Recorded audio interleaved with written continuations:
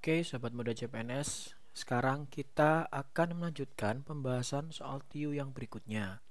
Nah, untuk 3 nomor ke depan, kita akan membahas mengenai penempatan ya. Jadi, menempatkan sesuatu, cara menempatkan sesuatu yang mana kita harus pintar dalam memilih setiap kemungkinan yang dapat terjadi. Gitu ya, teman-teman.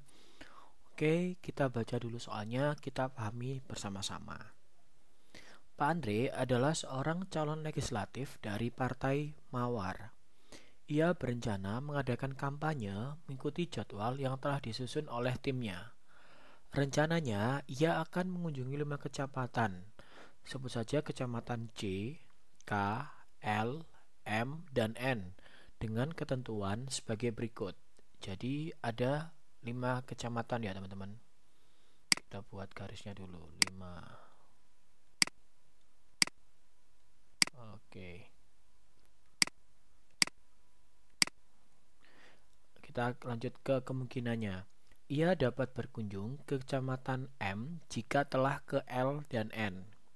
Kemudian, ia dapat mengunjungi Kecamatan N sebelum mengunjungi Kecamatan J. Yang terakhir, kecamatan kedua yang harus dikunjungi adalah Kecamatan K. Nah, jadi ini pasti. Oke, jadi kita tulis yang kedua ini K. Gitu ya teman-teman. Oke, lanjut. Kita kembali ke kalimat pertama. Ia dapat mengunjungi ke Kecamatan M jika telah ke L dan N. Ya teman-teman, L dan N ini bisa saja dibalik ya, jadi N dan L. Jadi ini M, ya, ini bisa L, N. Kemudian ini bisa saja N, L. Artinya yang ini pasti C, gitu ya.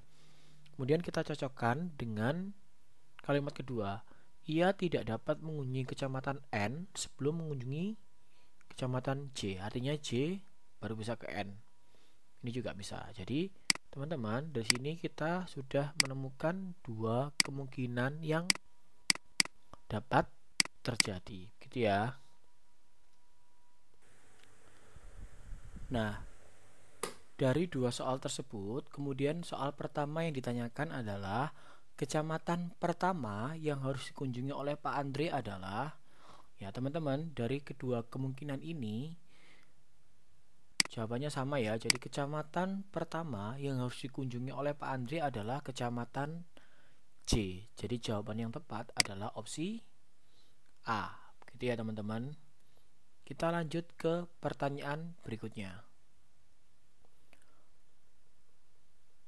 Oke, pertanyaan kedua dari soal ini adalah 2 kecamatan yang dapat dikunjungi oleh kecamatan N adalah, teman-teman, dari soal ini kalau di kemungkinan 1, kecamatan setelah N hanya M, sehingga tidak mungkin kita gunakan kemungkinan 1.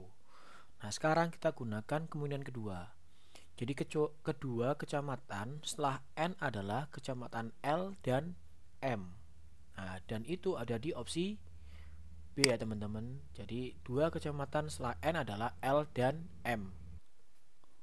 Oke, soal ketiga dari bacaan ini adalah rencana kunjungan yang sebaiknya dipilih agar 5 kecamatan dapat dikunjungi adalah. Jadi teman-teman tinggal melihat kemungkinan 1 atau 2 yang ada dalam opsi jawaban.